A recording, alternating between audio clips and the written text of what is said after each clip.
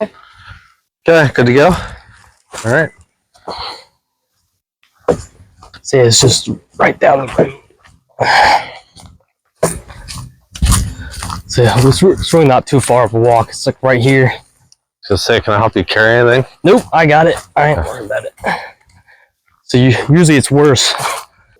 So it's right here. So be careful. It's a little muddy coming down, but this is it. Might be some spots we could see. It's already pretty muddy.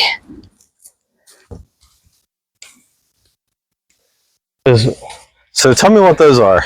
So this is a takedown rod holder. Okay. It's kind of where the rod goes. So whenever I cast it, this is what I do first. So it's the first thing I do is kind of get an idea of where I'm going to cast it at, and I check the water, kind of see where the current might be. And that's when I kind of decide where I'm going to put these at. Whenever I get the rods up, it'll kind of explain itself a little bit more. Okay. But I don't trust anything else besides these. I mean, I've tried lots of different things, and a lot of them always failed. I've learned a lot of lessons. But first thing, get the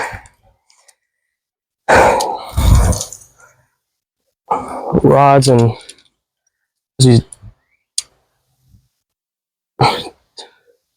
this is a sinker clip. So you take your sinker, you just slide it on there like that, you clip it on, and then you're pretty much ready to go.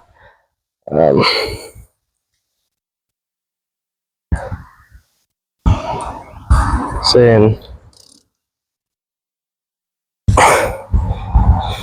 you guys aren't really squirmish, are you guys? Nope. Okay. Because I use live bait to catch flatheads, so that's kind of what we're kind of looking for today. So what we'll do is, now you said flathead. Is that the type of fish? So flathead catfish. Yeah. Okay. My pit's the kind of the apex predator of the fresh waters. They can get up to 100 pounds, and they eat other fish. So whatever they can fit in their mouth, they're gonna eat it. So I'll take a bluegill like this. And what you'll do is you kind of take it from the back and you go ahead and just put it in just like that. And then it'll lay on the bottom with the sinker, and that flathead will feel it moving and sense it. It'll come like a vacuum and kind of just suck it in, and it'll eat it.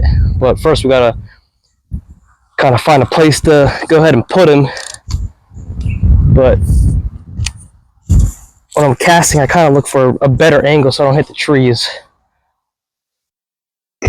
But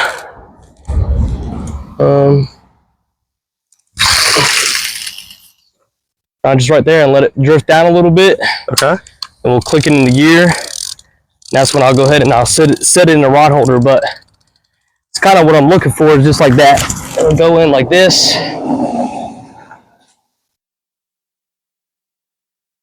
And then we just wait for it to kind of it'll just bow over. It won't really happen slowly. It'll just smack and eat it. I mean, that's pretty much it.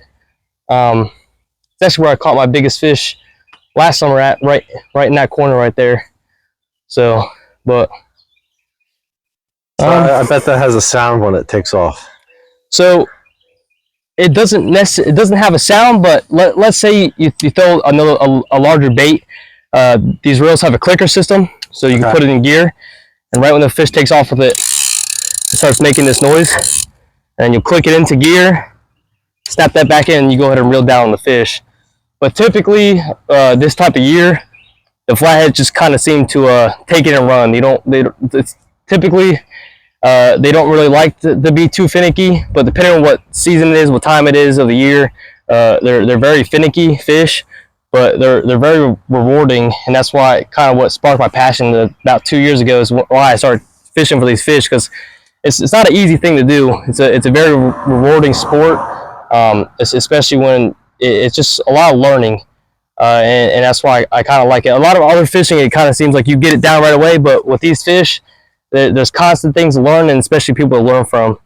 Now, when did you start fishing? I started fishing since I was a kid. I fished for trout. I mean, any freshwater species that was obtainable, I fished for it.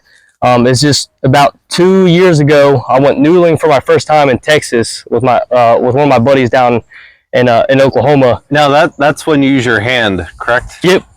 Okay. I started to do that, and that's kind of when I realized when I first pulled my first one out, I kind of fell in love with the fish in general. I mean, just the way they look, the way they eat, everything about them. I thought it was something I'd never seen before in freshwater. So that's kind of what sparked my interest in these fish.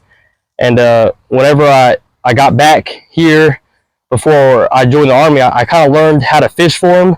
And this is where I kind of first started out, and I caught a lot of fish here. Not too big, but I made a lot of mistakes and I learned a lot. And after I continued learning, it just kept going on. I became so obsessed with the sport of catfishing that I just never stopped. It was just a continuous, non-stop thing. And I got pretty decent at it, but I'm still learning a lot, and I'm meeting a lot of cool people on the way too. So yeah, you're like the fish that I'll see you post on social media. I just, you know, I have to ask, have you ever had any nightmares? No. The only time I've had nightmares is losing a big fish, I think, because Okay. I've lost a few, and some of them almost made me cry because I've seen them at the bank, especially when you get them right here at the bank and you see them swim away after they either break you off or they pop off.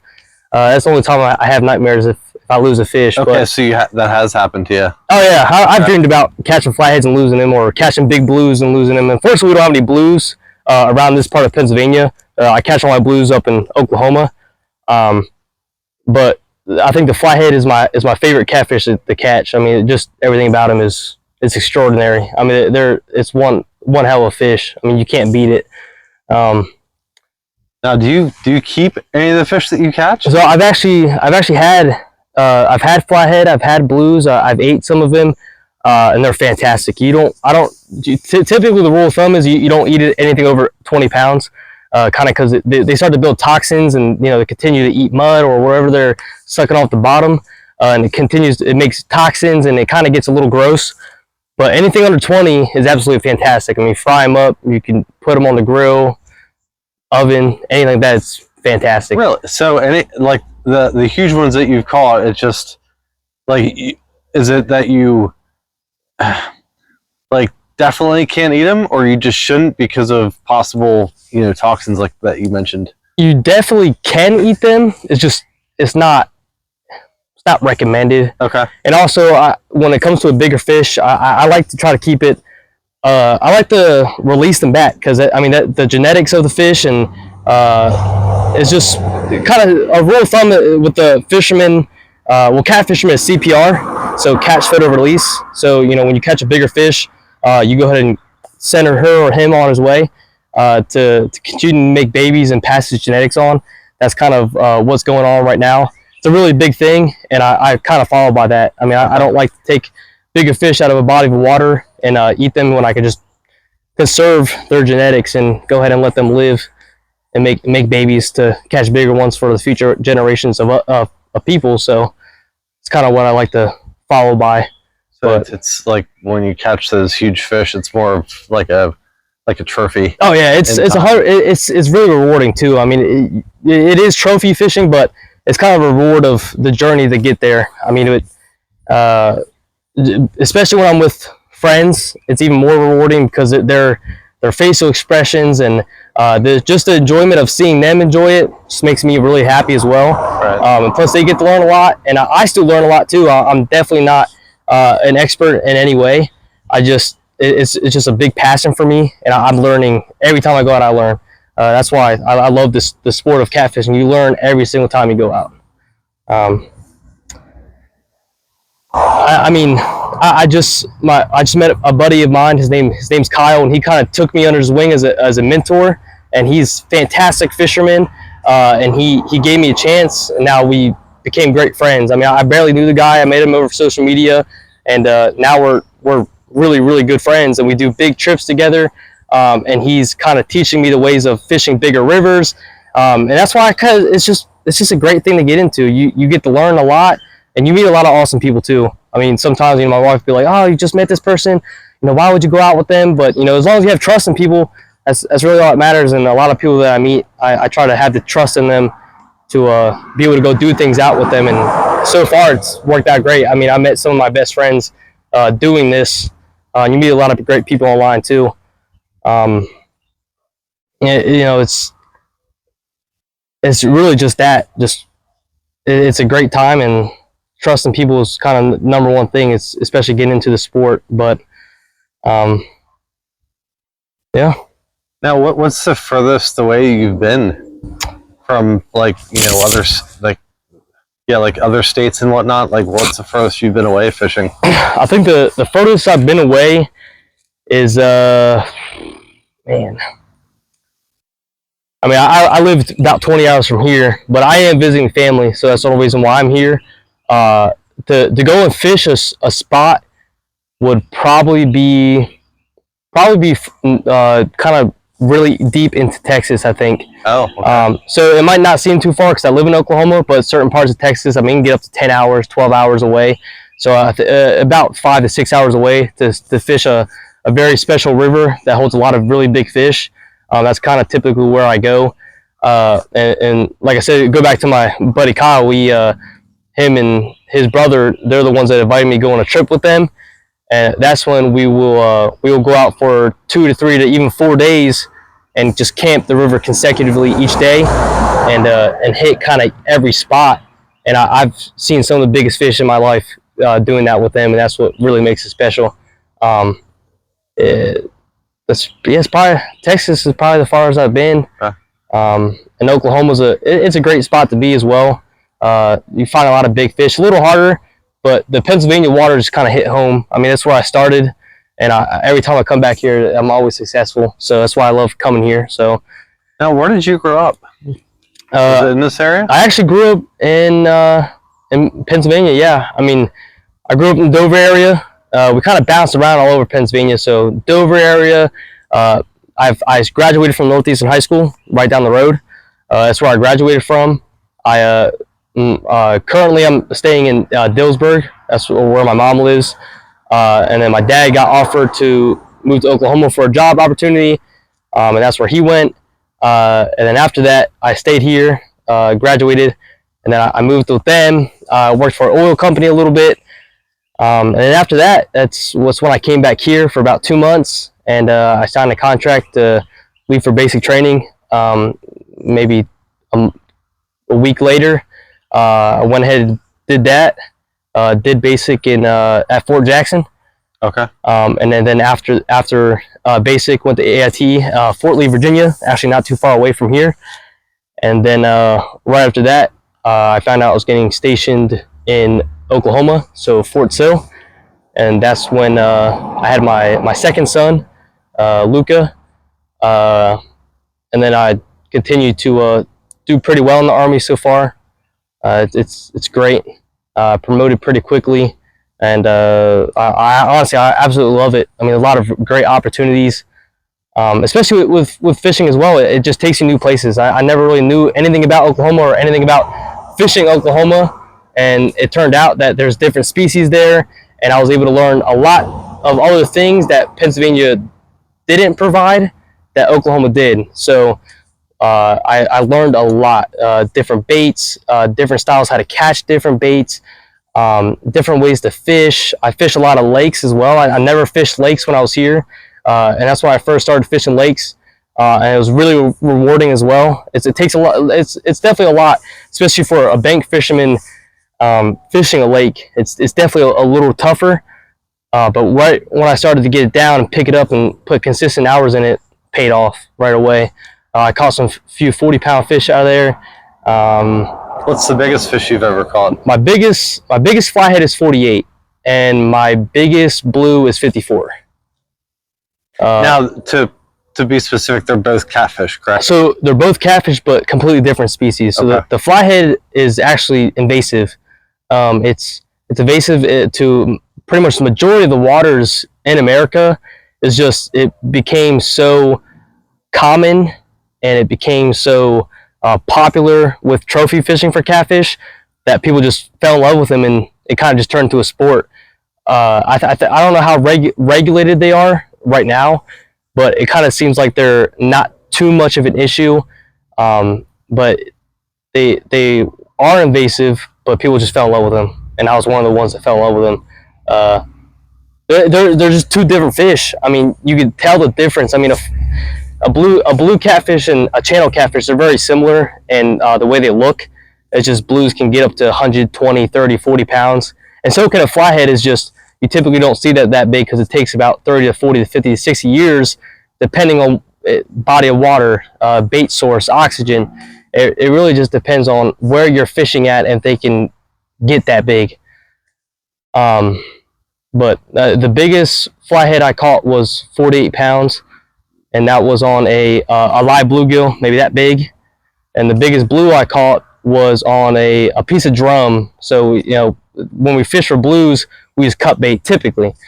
Typically, blues will eat live baits in the spring around this time, but primarily when we're fishing for blues, we use cut bait. So we'll go ahead and take a piece of bait fish and cut it up into sections and then throw it out. And that's typically when you catch a lot of blues. But both of those are fantastic fish. I definitely think the flathead is my favorite to fish for, just because the way you do it, especially with fishing with the live baits, is really cool to see them eat what you throw. And it's really rewarding because, you know, you go out to catch the bait, pick the spot, throw the bait, and then you catch the fish. So it's extremely rewarding. And so are blues. But what about your if you had to pick like a, you know, like your top fishing, you know, trip, or maybe like the top three as far as most memorable? 100%. The first trip me, my buddy Kyle, and Kevin went on to the river. It's definitely one of my top spots, top trips, because that was the first trip I got invited to go on, and it was spectacular. I mean, the amount of action and the amount of things I learned as well. I mean, that's what kind of set it apart from fishing here or fishing other bodies of water. It was just so much knowledge to be learned, and I was able to soak it all up. And that's what made that trip so important, and so it was just successful all around because I was fishing with people that I connected with. Sure. And I also was able to. It was just kind of that kind of thing. It was that mutual agreement where we all would know what we were doing, and we kind of had the same idea to look out for each other and to continue to just bounce ideas off each other. That's kind of the main thing is when you're fishing with people is, you know, you got to get along with that person. You got to make sure you can bounce ideas off with each other. It's really, really important. I feel like a lot of people kind of misunderstand that and don't like to do that, and they kind of take it as a negative way. But I mean, once you start to learn from other people, I mean, it's fantastic. I mean, it's just I feel like people really get that negative tone to it. It's really learning from other people, and you know, kind of accepting that is just a great thing. It's really humbling, and it's really rewarding as well. Yeah, that's very true. Because I mean, you could say the same thing with like this experience here. Just like everything that, you know, Andrew and I are learning from you. Absolutely. I mean, that's just there's always things to learn. I mean, you just never really stop learning. It's kind of a thing where, you know, it's kind of it's a pretty sensitive thing. Not sensitive, but it's a really thing that kind of touches me, because I kind of not lost, but I was looking for new ways to learn, and I was given that opportunity, and I was able to take it. And I feel like a lot of people don't take those type of opportunities when it comes to this type of thing, only because, you know, it might hurt someone, it might hurt your ego, mm-hmm. or it kind of might twist someone the wrong way. But if I see an opportunity, I'm going to take it. I mean, it's really just sorry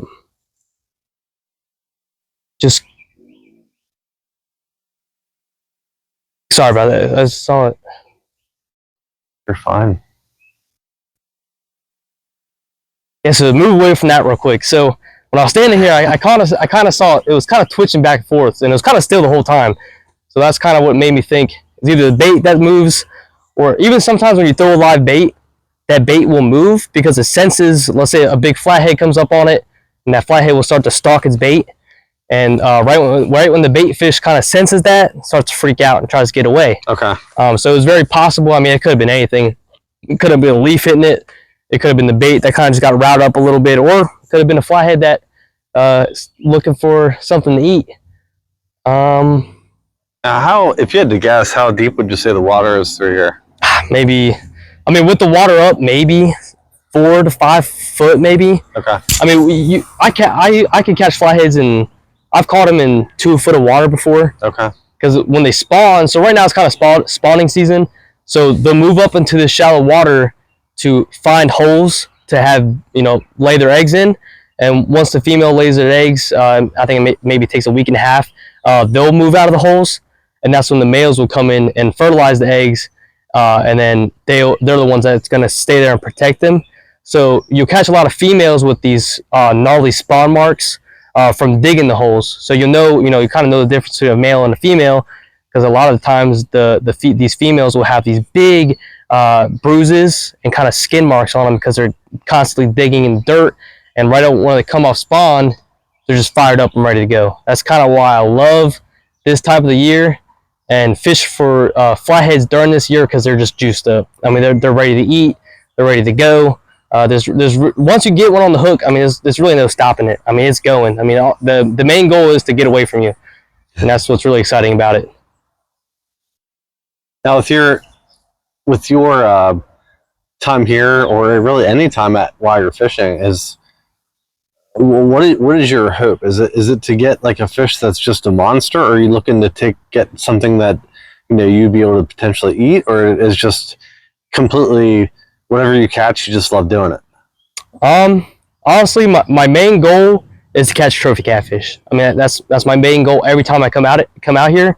But obviously that's not always going to happen.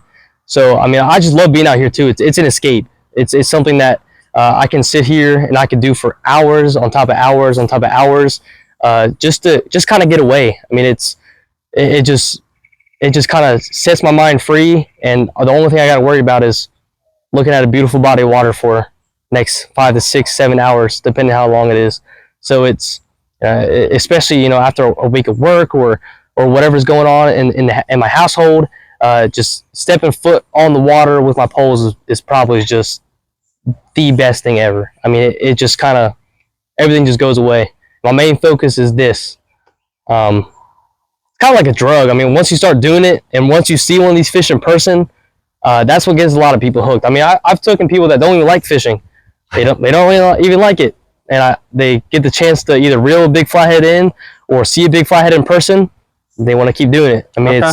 That's another thing about it. I mean, I get the opportunity to create new fishermen. Help people find a passion for something new. I mean, there's a lot of people that I know back on base that don't really have any hobbies or don't do anything, and I brought them fishing. Now they do it themselves. I mean, they're asking me questions, and it's a great thing to be a teacher too. I love teaching people as well. I love learning, and I love teaching people how to do it. I mean, my brothers love to fish. Their friends like to fish, and I typically take them as well, and they're constantly learning as well. So all around, it's rewarding at every single aspect of the sport. It's not just catching the fish. Every single aspect of it is absolutely rewarding, especially for my kids as well.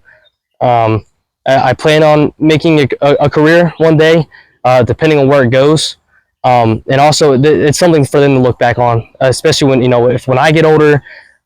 This is something for them to have. I mean, the rods, the reels. This is stuff for them to cherish as well. Whenever one day I might not be here, that's I'm really excited about taking them as well. Because the way I love it, I'm going to show them why they might like it, and I'm sure they're going to love it. So that's kind of what I'm really, really, really, really, really hoping for. And waiting on is them able to join me on these type of trips. Sure. Yeah. Now, with your are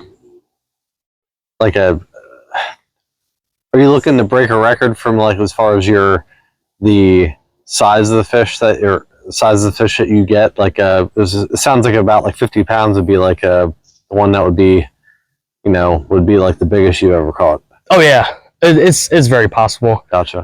The body of water that I fish, I caught my 48 and my 50 from. There's reports of catching over 100 pounds in that river, and it's only a 12-mile stretch.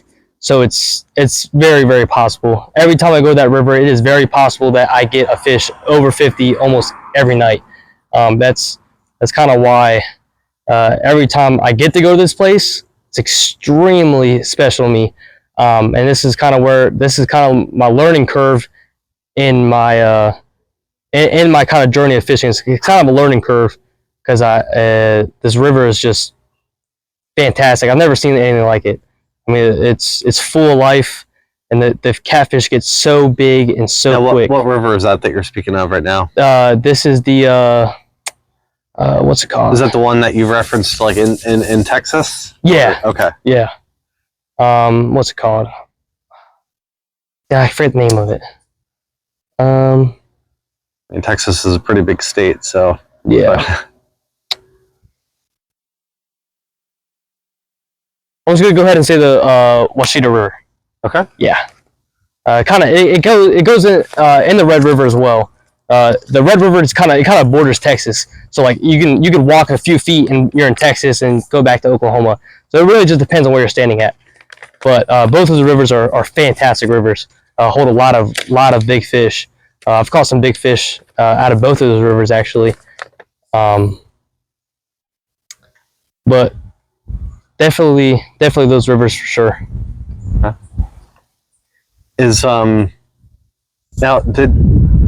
Was there anyone else in your family that also fished?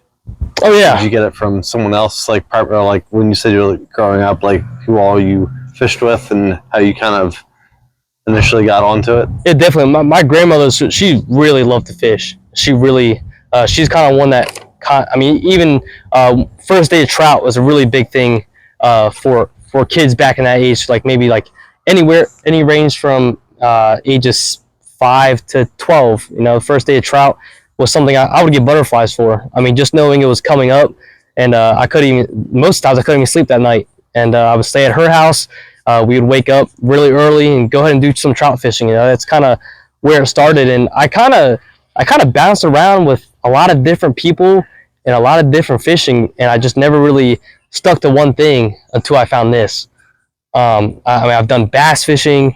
I've done trout fishing was like a really big one for me. I did a lot of bluegill and little bait fish like that. Carp fishing is another thing I like to do sometimes. Those are just kind of the big bottom feeders. They're pretty cool fish. I like to catch those for bait as well. It's great bait.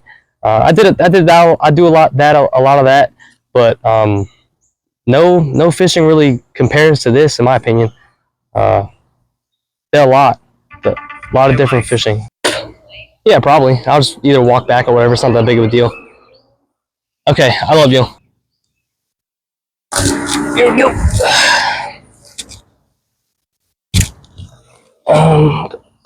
Right here. There's a rock. There we go.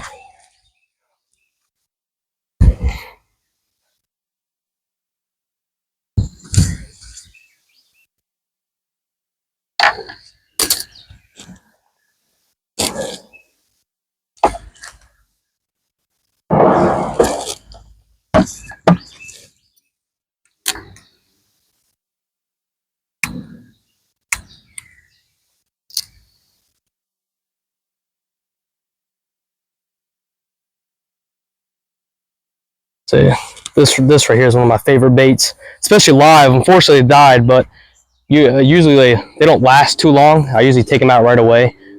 But these are definitely one of my favorite baits to use, especially for flatheads. So what bait is that? This is I call them a creek chub. A lot of people have different names for them, but this is a creek chub. I'm actually gonna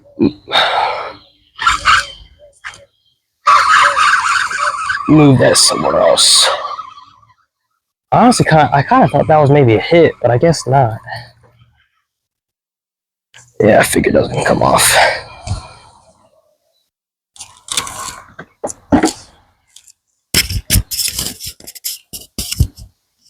There you go.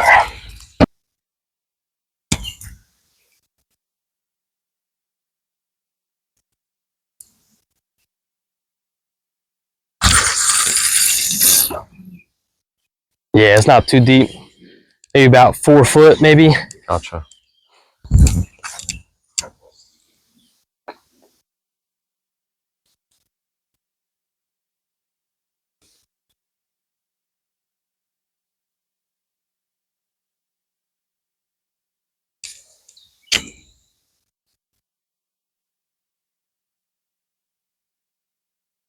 Yeah, but this typically kind of, especially the structure. So with the logs laying in the water and all that kind of good stuff, it's flatheads love structure.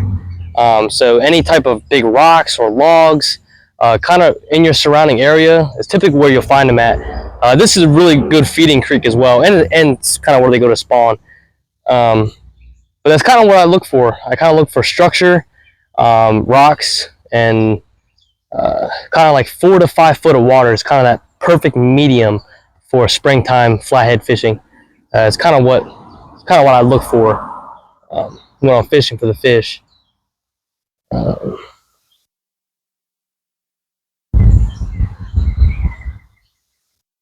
Yeah.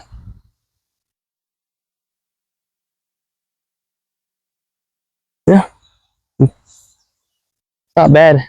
Water's not moving too fast. I mean, it's moving a little fast, but it kind of seems like once you get up to this point right here, it kind of just smooths out and it gets real shallow down that way. Well, not shallow, but the water kind of calms down a little bit, which is nice.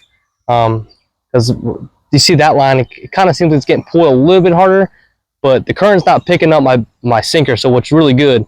So which means that fish can definitely still move through here and all that kind of good stuff. So that's kind of what I was looking for. Because I mean that bait is staying still. I mean it's typically, it kind of seems like there's a lot of structure. There's a lot of structure underwater too is really, really, really important. It seems like if you're not getting snagged, it usually means you're not catching flatheads. So what that means is, you know, when you cast a rod, you get snagged, you have to cut it off. Typically, if you're not getting snagged, you're not going to find flatheads because they love structure and they love taking you under rocks, under logs, anything they can find to dig you under, they're going to dig you under that. And it seems like there's be a lot of structure. I get snagged a lot up here, but it's definitely worth it. I mean, if they're in there, they're in here. It really just depends on if they're feeding windows typically from anywhere from 8:30 to, I mean, I've caught one of my biggest blues, 45 pounds at 3 o'clock in the morning. I was in my tent and I had my clicker on, so I was able to hear if a fish hit my rod or not. And it was about 3:10 in the morning, and I heard the clicker screaming, and it turned out to be a 45-pound blue. That's typically at these kind of at this creek, and in my other creek, I don't really use a clicker. I mean, it's unless I'm throwing a really big live bait, the clicker is just time, because flatheads will typically eat the bait and kind of not take the whole thing. They'll grab it and then they'll run off with it, pause, digest the rest of the way, and then they'll take off with it again. I mean, my buddy, he caught his 55-pound flathead, huge bullhead, and it did it. It was pretty cool because he explained it to me. That's, you know, kind of learning. He explained to me, he said, you know, watch this. I mean, typically, he's like, watch it. He's going to take it. He's going to pause. He's going to take it again. And he let the fish take it maybe 10, 20 yards down. And right when that fish paused, picked it back up again and ran off with it. That's when he clicked in the gear and he hooked him. I thought that was pretty cool because he explained it in detail, what was going to happen, how it was going to go, and it went exactly how it went. And that's kind of like really good knowledge to know, because when I first started fishing here, I didn't really know that. You know, I'd throw huge baits, get a huge takedown, no fish. So that's kind of what I learned, is if I'm going to throw a really big bait, I typically throw a clicker on. But right now, it's not that when necessary. You say clicker, can you specify what you mean by that? Yeah, so just this rod right here. So this is these two reels are different. So this reel does have a clicker system on it. Well, live liner is what a lot of people like to call it. Okay. But right when you click this and click that, that's when it starts to make a noise. Okay. So okay. that typically means a fish takes it. So I mean, either way, free spool is this. So right when the fish would take it, it could take as much as a line as it wants, as quickly as it wants. But typically sometimes I turn the drag down. So drag is kind of how hard they can pull it. Okay. And how much lenience you give the fish. So I mean, it takes a little bit of pressure to pull that clicker.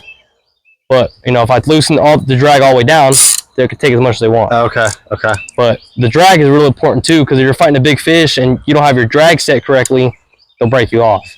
Because there's too much pressure on, no matter what kind of size hook you're using or what line you're using. I mean, you can use a 100-pound braid, 100-pound mono, whatever, and your shoe gonna get broken off if you don't utilize your drag correctly.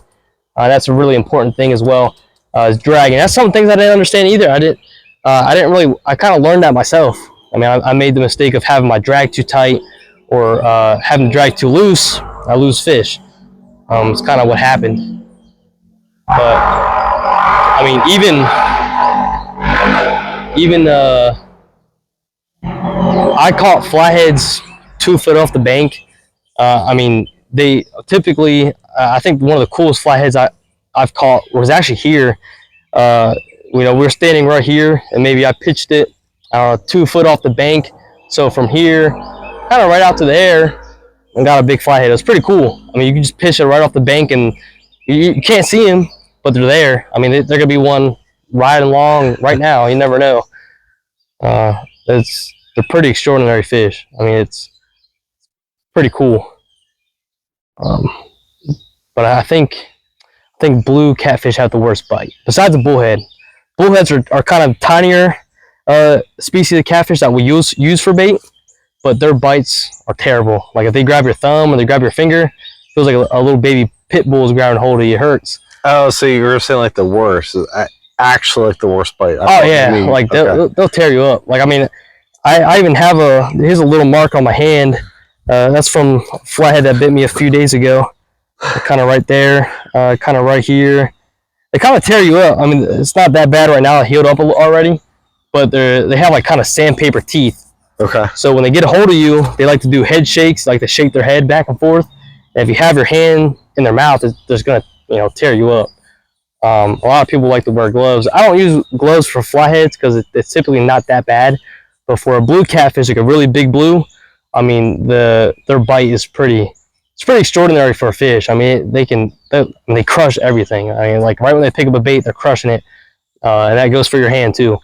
Like when I go noodling, I've even stuck my hole from my foot up to about my waist. I've stuck it into a catfish hole. Now I've got my foot bit.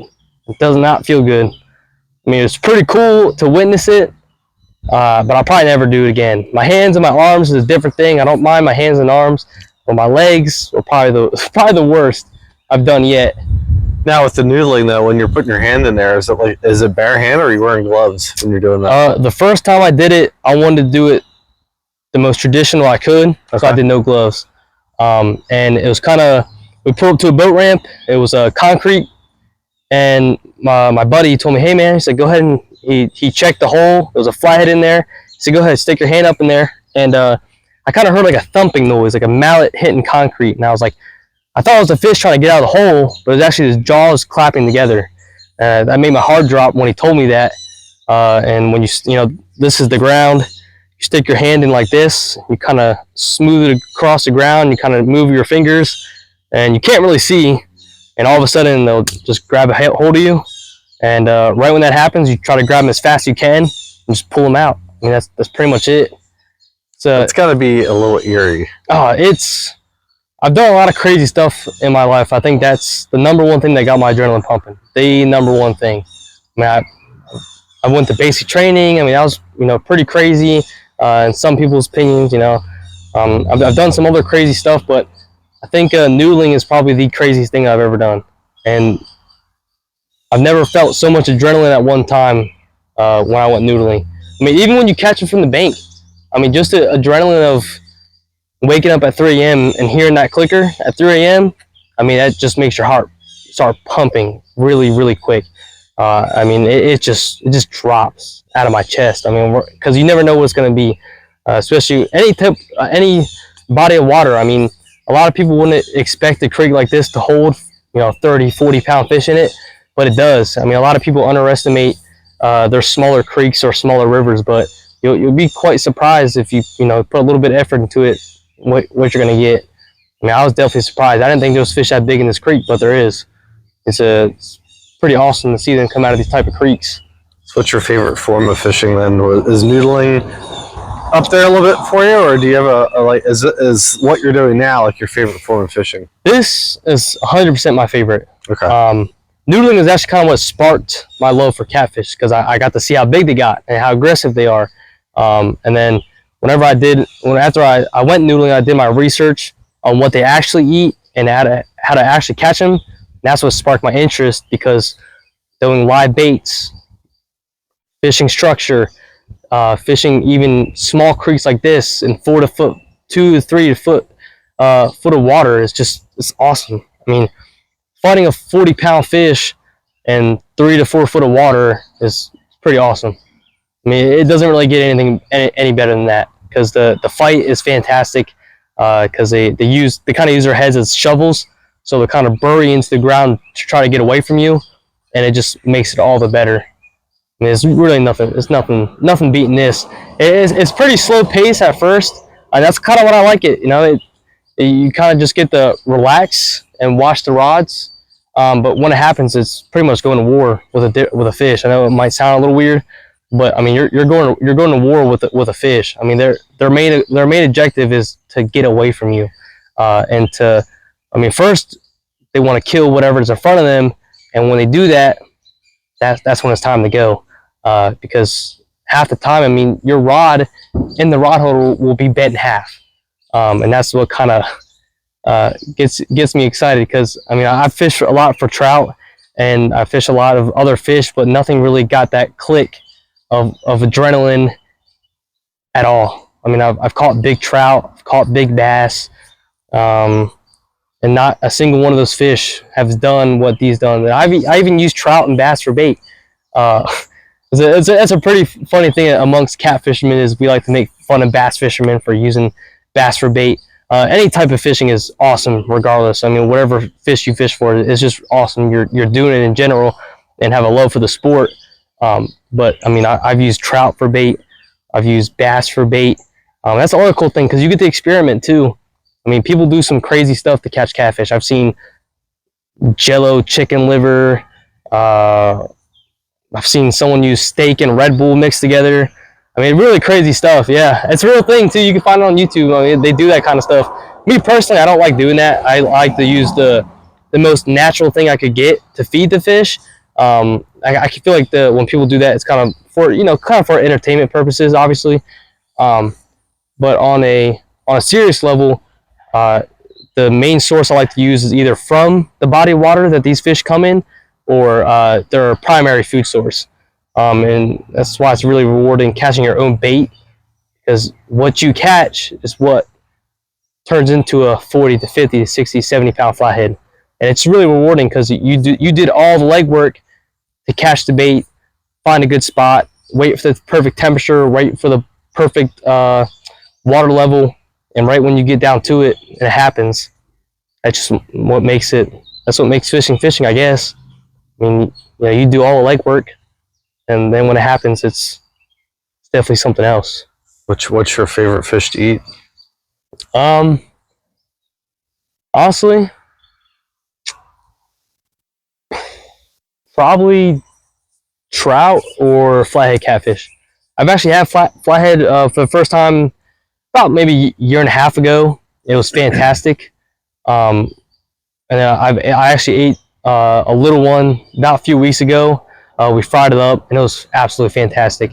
I feel like I've had blues before, and those are pretty good, but I feel like because the flathead is pretty picky with what it eats, it typically eats, the freshest bait possible. That's why it's so good, because it's obviously a predatory fish. I mean, it won't eat anything other than other fish.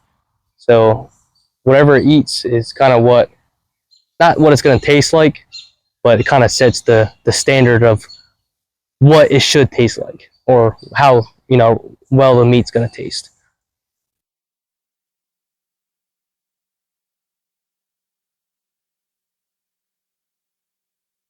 Yeah, but most of the time it's definitely a waiting game. I mean, you're pretty much just waiting. I mean, I've fished this spot for maybe since 9 o'clock all the way to 2 o'clock, and I caught a flathead. But it was like at the time it was my biggest flathead. So I mean, I was fishing from 8:30 to 9 o'clock all the way to 2 to 3 a.m. I caught one fish, but it was huge. So Sure. I mean, you could catch a bunch of little fish and not catch a big one. But typically, if you wait long enough, you're gonna find that big one. I mean, I fished for hours on top of hours on top of hours, and only caught one fish, but it was probably the biggest fish I'll see in the whole month. So it's that's what's kind of crazy about this is you could fish for hours on top of hours on top of hours, and your first bite might be at 4 o'clock in the morning. You just never know. Is it more common to catch something in the evening for you, like after when it gets dark, or is it just Right when the sun goes down is when it starts to happen. Okay. I mean, usually the bite is usually good around. It starts at 9, and it could end anywhere from 4 to 5 to 6 o'clock in the morning. It just really just depends. I mean, just recently my trip, we caught a flathead at 8 o'clock in the morning on a piece of cut bait, which is pretty. It's not rare for that to happen, but it's definitely unusual for a flathead to do that. So it's really unpredictable, but majority of the time it's a time frame from nightfall to sunrise is when you're going to catch them, because they're nocturnal. I think it's the word I could use for a fish. Is nocturnal, so they primarily feed during the night. They kind of nest up during the day in logs and big rocks. They kind of hang out. They're really lazy fish when it comes during the daytime, and they like to just hang out. But right when it gets dark, that's when they start to feed. So.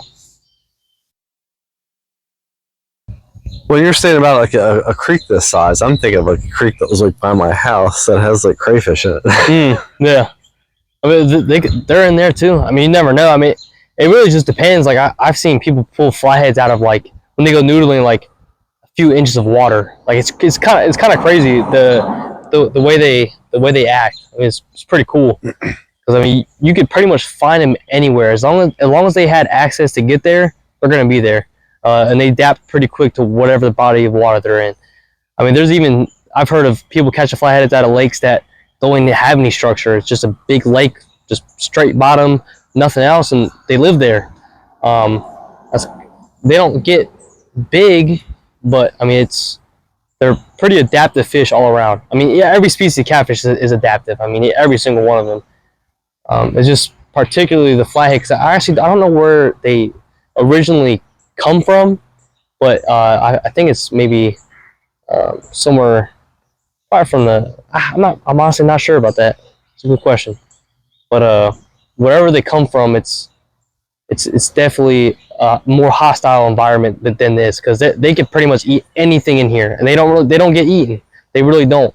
That's the other thing about they're so interesting to catch, because they're pretty much the top predator in a lot of bodies of water. Like there's nothing that could really eat them, and they kind of just eat everything. That's kind of what people had an issue with, because they eat a lot of the native fish, so they'll eat everything. That's the carp. So that's what you almost call a little bit invasive. Yeah. They definitely. From my knowledge, they still are. It's just I think they're a little bit they're controllable. Because I mean, a lot of these bodies of water towards this area of Pennsylvania don't have blue catfish. So there's not a lot of stuff that could eat a lot of the fish that live in these creeks besides a flathead or a channel catfish, and channel catfish don't get that big. They can get big, but it takes a long time for them to get big. But since there's not a lot of predators for these natural bait fish, I mean, the flatheads just kind of keep the numbers down too. So you can look at it as a good way depending on where you live at. And there's a lot of other fish that definitely have people's worries other than the flathead. I feel like that's not why they're not targeted as much as a dangerous species to live in these type of waters. Now, is there a big differentiation between the male and the females as far as like the catfish that you do catch, like the specifically the large ones that you're talking about? Females are bigger. Okay. 99% of the time. Only because you kind of know when you caught a male because the head's really big, but the body could be really skinny. And this type of the year, if they're still spawning, the females will be massive, like really big stomachs, and they'll be all flared up because they have a lot of eggs in them. And typically, you know, you can catch a male, have a huge head, but a skinny body, and 30 minutes later you can catch a female, and it'll have a, you know, kind of the same head, but it'll have a really wide body because it has a bunch of eggs in it. So that's when you kind of know it's a male or female. You can kind of tell the difference. So it's more of the size rather than like any kind of color differentiation. It's mainly the size, correct? Oh yeah, yeah. Okay. And the other thing, cool thing about them is they, depending on what type of body of water is, I mean, these you can catch yellow flatheads, you can catch black, all black flatheads. It really just depends on. I don't know if that was a hit or if it got. It looks, the line's kind of firm, but.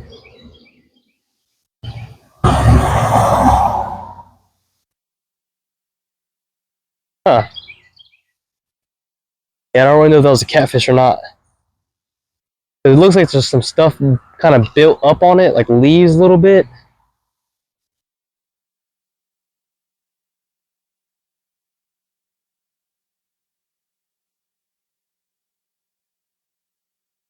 Maybe it was. Maybe he didn't get the whole thing in his mouth. It's possible. Because the way it kind of tugged down like that, it's usually a catfish. Or, yeah, they'll do that too. They'll hit it, and then 20 minutes later they'll come back to it, or even just a few minutes after that. I mean, I've had just the other night I caught a flathead with a bunch of spawn marks, and I threw a live bait out. It was a live sucker, maybe that big, and I had the clicker on. It pulled clicker. I put it in gear, and it kind of backed away from it and dropped the bait. Reeled it in, cast in the same spot, and 15 minutes later I caught the fish. So it was definitely the same fish. It's just I took a different approach to it. I didn't run a clicker, and I hooked it through the back, kind of what I was doing there. I hooked through the back, and I caught it. So that's the other cool thing is most of the time they'll come back to it. Like especially if they pick it up and something spooks it, or you kind of miss the hook, and they don't feel that hook in its mouth, they typically come back to eat it, which is pretty cool. That kind of seemed like a channel catfish because they have different bites too. A flathead is kind of a slower tick, so it'll kind of tick down and it'll just drop. And channels are really aggressive, like they'll just take off with it. They typically don't like to play with their food often. If they're big enough, they don't.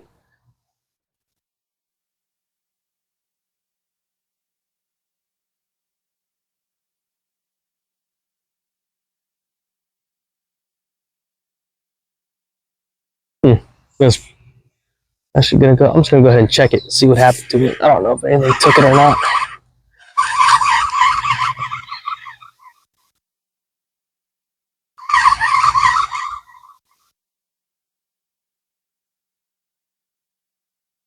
Yeah, the bait's gone, so I think it did get hit.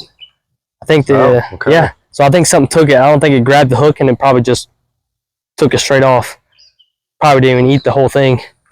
So it's a good thing you did pull it in, because then you can rebait it, correct? Yeah, that's the only thing about this is sometimes it'll get a really big hit and you're kind of wondering, oh, should I reel it back in? Should I not? Kind of that type of thing.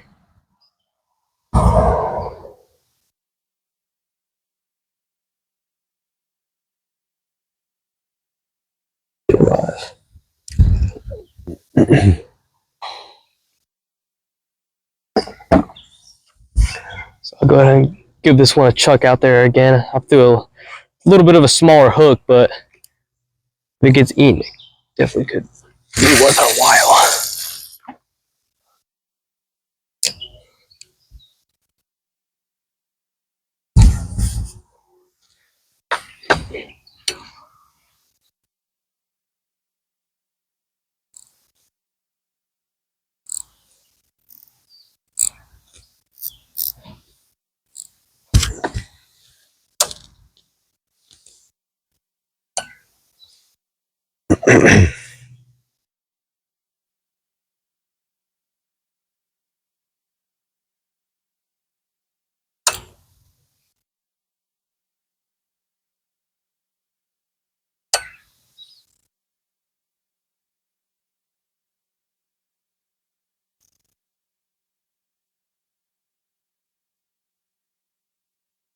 There we go.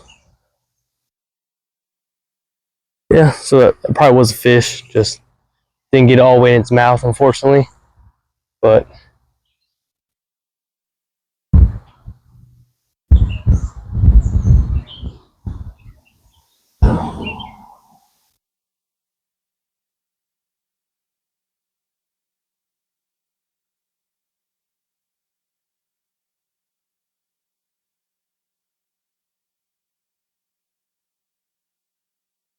I mean, if I had one more thing to say, I mean, uh, definitely anybody that's gonna be watching, definitely give it a shot. The kind of what I first started off doing is a lot of YouTubing. I mean, watching a lot of videos. It definitely helps learning new ways to do it.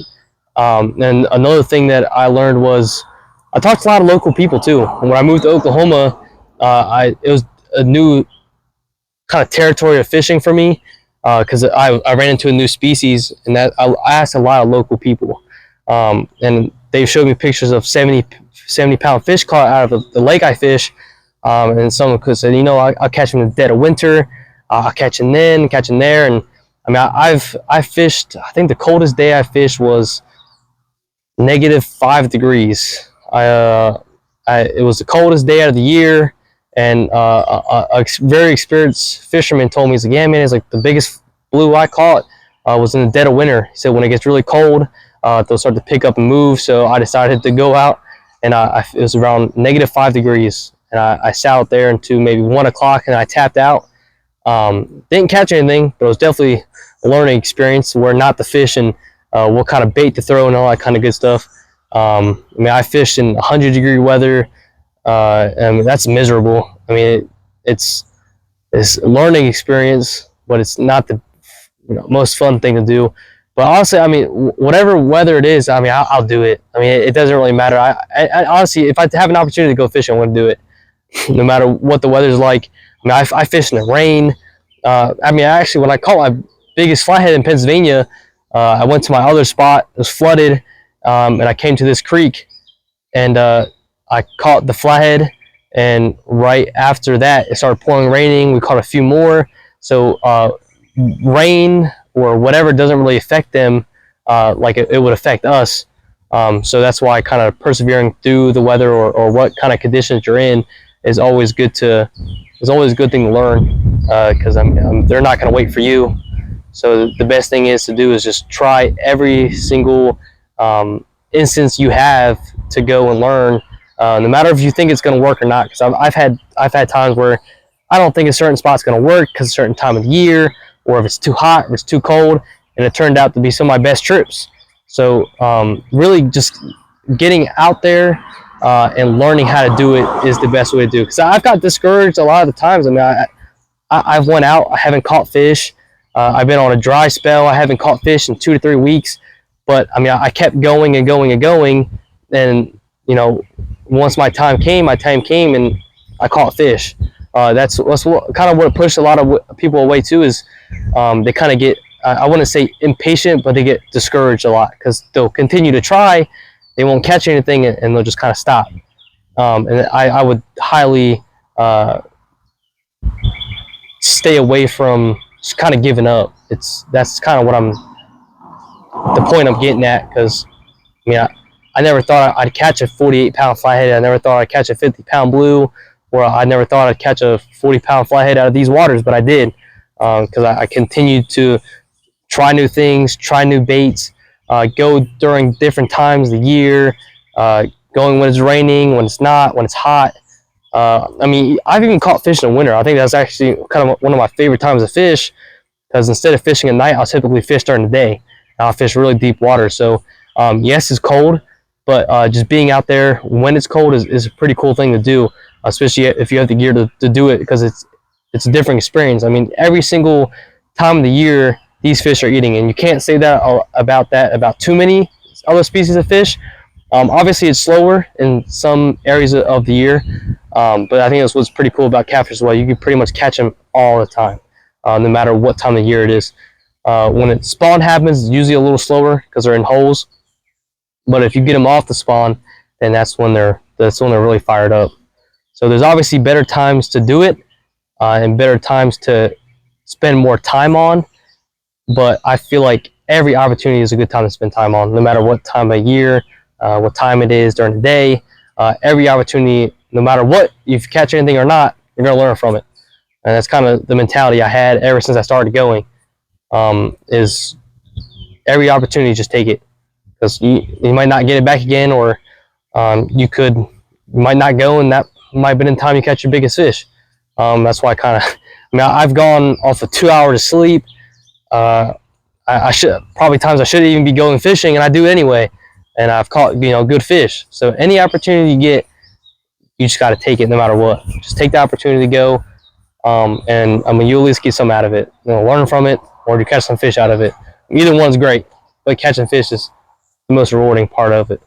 Is there any times of the year that you would fish for certain fish, or is it like are you kind of like catfish year round and it doesn't really matter what time of year it is? So catfish year round, but you'll typically catch most of your flatheads during early spring to fall, because once winter rolls around, they're kind of hard to locate because they kind of become lethargic, so they won't move as often. So early spring to late fall is kind of my time frame to catch big flatheads.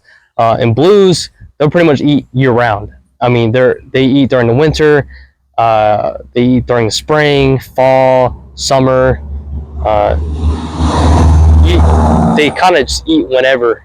I mean, I feel like flatheads is kind of that picky type of catfish where they won't eat so much during the winter, but you can still find them. It's really difficult to do, and when you find them, it's obviously really rewarding because they're hard to get in the winter. But blues, you'll pretty much catch them all year round.